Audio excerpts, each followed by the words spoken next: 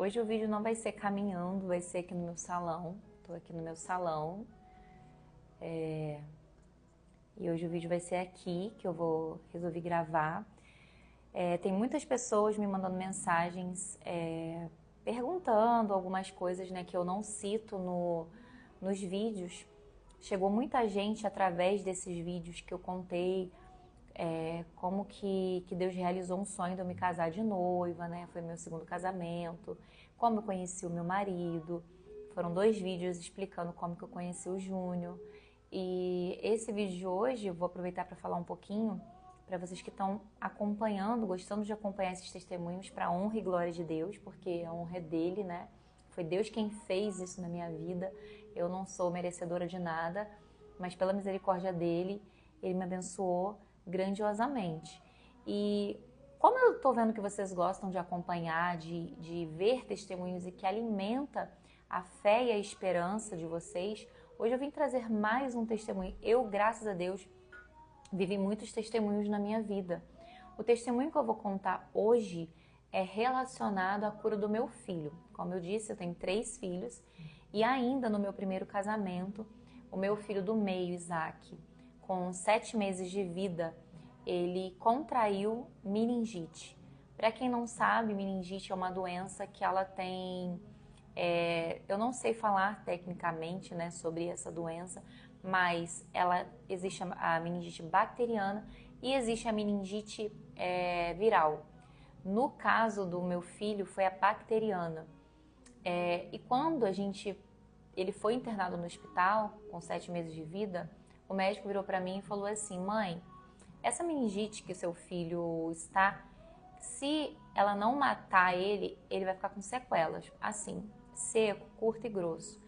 E eu estava morando na época no Guarujá, passando um tempo lá, na verdade, né, por causa do trabalho do meu ex-marido, e sozinha, sem apoio de família, sem ninguém por perto. Minha mãe teve que ir para lá, minha tia, minha ex-cunhada, todas foram para lá. Revezávamos no hospital e eu passava a noite com meu filho. Nesse dia que ele foi diagnosticado, fez aquele exame, que ele tira aquele líquido, né, da coluna, foi o pior dia da minha vida aquele dia. Porque eu tenho uma amiga que a filha dela tem, até hoje, né, vive, mas com sequelas. Ela teve com 1 aninho e pouco de idade essa meningite bacteriana. Então, quando o médico fez o exame e deu positivo, o meu mundo caiu, o meu chão se abriu e eu caí, porque eu fiquei imaginando que se o meu filho vivesse, ele ia viver como a filha dessa minha amiga. E ali eu fiquei desesperada. Eu só chorava, o médico ficou muito preocupado, a enfermeira veio colocar uma máscara em mim e em segundos eu encharquei aquela máscara, de tão apavorada, com medo eu fiquei.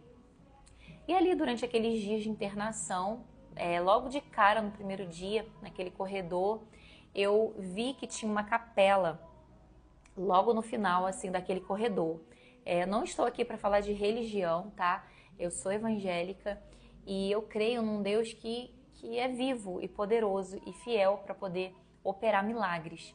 Então, naquele final de corredor, tinha um vidro muito grande e a gente, olhando para baixo, acho que era no primeiro andar, tinha uma capela onde a gente conseguia visualizar as imagens, Jesus numa cruz e algumas pessoas dentro dessa capela lá orando, acredito eu. E lá em cima, nesse corredor, no final do corredor que eu estava com meu filho, antes dele ir para o quarto, ele estava chorando muito, eu tentando acalmá-lo, chorando junto com ele, né, desesperada. Eu fui até o final daquele corredor com ele, eu vi aquela capela e eu falei assim: meu Deus, eu nunca me esqueço, porque eu falei assim com Deus de uma forma até ousada. Eu falei assim: meu Deus, eu acredito que o Senhor não está naquela cruz. Eu acredito que o Senhor ressuscitou e o Senhor vive e reina. Então, se o Senhor permitir que o meu filho viva, o meu filho ele vai ter que ser 100% curado. Ele vai ter que ficar 100% bem, como uma criança normal. Eu não aceito um filho pela metade porque o Senhor me deu o meu filho inteiro. Se for para o Senhor deixar o meu filho aqui com sequelas, eu prefiro que o Senhor leve ele. E essa foi a minha oração com Deus, chorando, desesperada. Mas eu tive essa ousadia até de falar com Deus, depois eu até pedi perdão. Mas fiquei ali naquele hospital com meu filho internado durante uma semana. Quando foi alguns dias depois, eu ia para casa na parte da manhã descansar. Minha ex-cunhada ia ficar com ele. E a minha mãe ficava na minha casa e de tarde a minha mãe ia. E eu rendia minha mãe à noite para passar a madrugada. E naquele momento que eu estava ali dormindo, descansando, meu ex-marido chegou em casa, me acordando desesperadamente. Vamos embora pro hospital porque o Isaac tá morrendo. E aí toda vez que eu conto essa história eu me emociono. Porque uma mãe escutar que seu filho tá morrendo E ali eu saí, fui para aquele hospital, correndo, e nem me arrumei direito porque eu só pensava no meu filho, aquele bebezinho que entrou no hospital, tão gordinho, tão saudável. De repente emagreceu ou ficou só pela misericórdia de Deus. E aí ali, voltando para aquele hospital, quando eu cheguei lá, ele estava nos braços da minha mãe, já sem cor nos lábios e com o olhinho lá no buraco, né? E aí eu olhei para ele, olhei para minha mãe, a minha mãe chorando, desesperada. Minha mãe falou, eu já chamei o médico, ele tá desde cedo sem acesso, porque a única coisa que mantinha ele alimentado era o soro, porque ele não comia. Tudo que ele comia, ele vomitava. Então era só no soro o tempo todo.